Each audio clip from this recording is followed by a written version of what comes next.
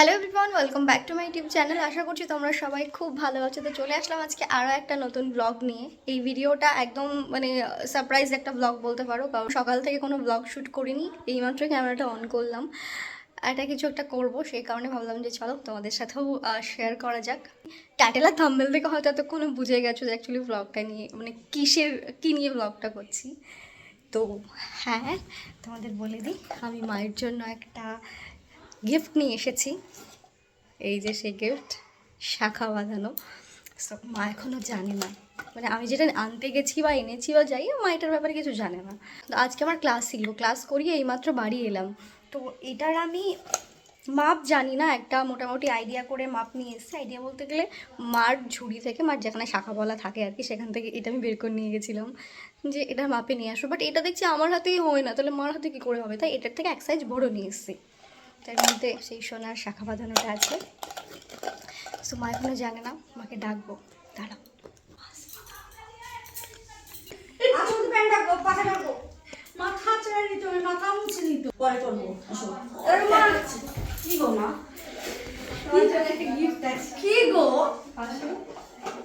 আনবিটা নিয়ে এসছে মনে হয়। তোমার গিফট আমাকে না বলে আনাটা উচিত হয়নি। নিজের জন্য না, আমাকে না বলে আনাটা একদমই উচিত হয়নি। ভুল করেছি, বিশাল ভুল করেছো। ভুল করে নিয়ে গেছি। আমাকে না বলে না বলছে তো উচিতই হয়নি। আমি ভেবেছি আন্টিটা হয়তো নিয়ে এসছে, এটা ভেবেছি। ওই আচ্ছা, মায়ের একটা ওইটা ভেবেছি। চাঁদির মুক্ত পাথরের আংটি দিয়ে বানানোর কথা ছিল। হ্যাঁ, আমাকে না বলে কাজ কে করে বলো তো? আমার তোমার শখ ছিল কি না বলো? আমি শখ ছিল, আমিও ঠিক ব্যবস্থা সে করবে না, আমারও তো ইচ্ছা আছে। তুমি একটু নামো। আরে নাম। এই দোস্ত, যাও যাও।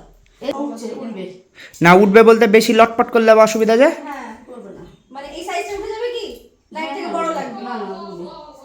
একবার হাতে ঢুকিয়ে দেখে নাও না, একই সাইজ। একবার হাতে ঢুকিয়ে দেখে নাও আন্টি, সবচেয়ে ভালো। এটা কোন হাতে? এটা বাঁ হাতে, এটা ডান হাতে। বাঁ হাতেরটা ঢোকাও। বেশি ঢিল হলে ধরো সবসময় পড়তে পারবা না। সামনে ধর পলাও থাকবে অবশ্য। না না, আমার যে হাত যেটা পরা আছে হাতে, ওটা একই মাপ। এটাও যেমন খোলাপাড়া করতে পারবো, এটাও তাই। এই তো, ঠিক আছে, একই। সুন্দর লাগছে। ঠিক আছে। কি করেছে আমাকে না বলে? পছন্দ হয়েছে? পছন্দ তো হয়েছে, পছন্দ তো হবেই। আমি তো কোনো কিছু বলি না হয়েছে? এটা পছন্দ না, সেটা তো বলি না। খুলে গেলো, তাহলে খুলে গেলো। পছন্দ যদি হয়ে যায় তাহলে এটা গালা লাগাই নি আমি, যদি তোমার হাতে না হয় সেই কারণে এর নিয়ে এসেছি। এবার নিয়ে গিয়ে এবার গালাটা লাগাতে হবে।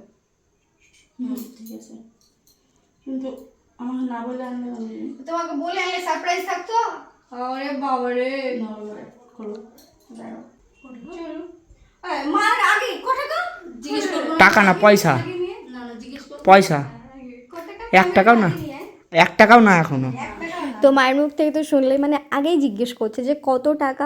বুঝি না, সব মায়েরাই কি এইরকম হয়? বেশি টাকা হলে মায়েদের যেন একদম কি বলবো, জান প্রাণ আত্মা বেরিয়ে যায়। তবে যাই হোক, আমার মায়ের ছোটোবেলা থেকে আমি যেটা দেখেছি এখনও পর্যন্ত, আমার মায়ের চাহিদা সত্যি কথা বলতে খুবই কম। যেটুকু দরকার, সত্যি কথা বলতে বাঁচতে গেলে যেটুকু দরকার, আমার মায়ের চাহিদা সেইটুকুই। আর এটা নিয়ে আমার প্রাউড ফিল হয় যে আমি আমার মায়ের মতো হয়েছি। ওই যে আগের দিন বললাম না যে আমার অন্যের ওপর লোভ লালসা নেই, অন্যের জিনিসের ওপর লোভ লালসা নেই। একমাত্র লোভ লালসা শুধু নিজের ওপর, যে না নিজে পরিশ্রম করে ইনকাম করে যথাসাধ্য আমি আমার স্বপ্ন পূরণ করব, আর আমার মায়ের যতটুকু স্বপ্ন আছে সেটা পূরণ করার চেষ্টা করব। তো অনেক দিন আগেই বলেছিল, সেভাবেও বলেনি যে আমাকে বানিয়ে দিও বা কিছু, বলেছিল কথায় কথায়। তাই সেদিনই ভেবেছিলাম যে যদি কখনো পারি, ভগবান যদি আমাকে কখনো দেয় কিছু, আমি মায়ের জন্য একটা শাখা বাঁধানো বানিয়ে দেবো। তো সেই স্বপ্নটা, সেই ইচ্ছেটা মায়ের আমি পূরণ করতে পেরেছি। আমার ভীষণ ভালো লাগছে, জাস্ট বলে বোঝাতে পারবো না। আর সেটা নিজের ইনকামে, সেই জায়গা থেকে দাঁড়িয়ে তো আরও বেশি আমার আনন্দ লাগছে যে না, আমি আমার নিজে ইনকামের টাকায় মাকে কিছু একটা আমি বানিয়ে দিতে পেরেছি। না, এর আগেও একটা বানিয়ে দিয়েছিলাম কানের, বাট এই শাখাটা প্রত্যেকটা মেয়ের তো ইমোশন না, প্রত্যেকটা মেয়ের ভালো লাগার একটা অলংকার। তো মায়ের এই ইচ্ছেটা পূরণ করতে পেরে আমার সত্যিই নিজের ভীষণ ভালো লেগেছে।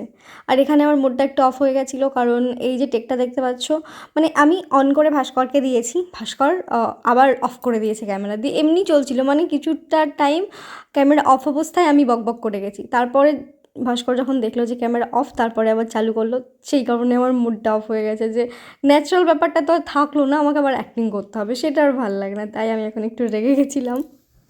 অনেকদিন পর আমার চ্যানেলে ভাস্কর। নমস্কার বন্ধুগণ। যার জিনিস তাকে দিয়ে দাও, চলো এসো। তো মায়ের শাখাটা নেওয়ার পর আমরা সবাই মিলে চলে আসলাম ক্লাব ক্যাফেতে। ট্রিট বলতে পারো, একটা ভালো জিনিস করা হলো, সেই কারণে ট্রিট দিচ্ছি। সো ভাস্কর এখানে নিয়েছে এগরোল, ওকে জিজ্ঞেস করলাম, ও এগরোল ছাড়া কিছু বললো না। আর মায়ের তো চাউমিন পছন্দের খাবার, তাই মায়ের জন্য চাউমিন। আমার জন্য কিছু নেইনি, দুজনের থেকে হাফ হাফ করে আমি একটুখানি খেয়ে নিয়েছি।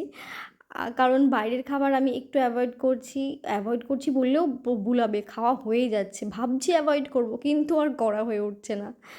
তো ওখান থেকে চলে আসলাম V2-তে। আমাদের ডোমকলে নতুন V2 ওপেনিং হয়েছে, বাট হয়েছে অনেক দিন হলো, কিন্তু আমার যাওয়া হয়নি, সেই সময়টা আমি পেয়েছিলাম না।